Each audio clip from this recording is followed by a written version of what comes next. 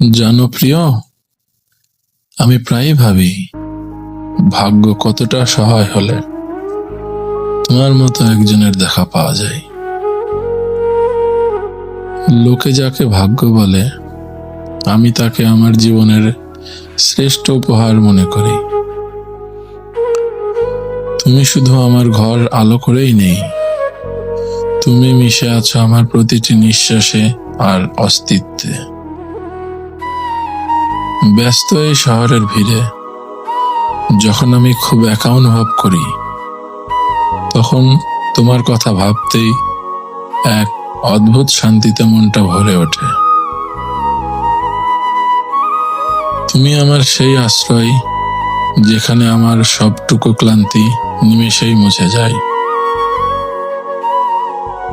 আমি হয়তো সবসময় মুখ ফুটে বলতে পারি না, কিন্তু আমার প্রতিটা প্রার্থনায় তোমার ভালো থাকাটাই সবার আগে থাকে।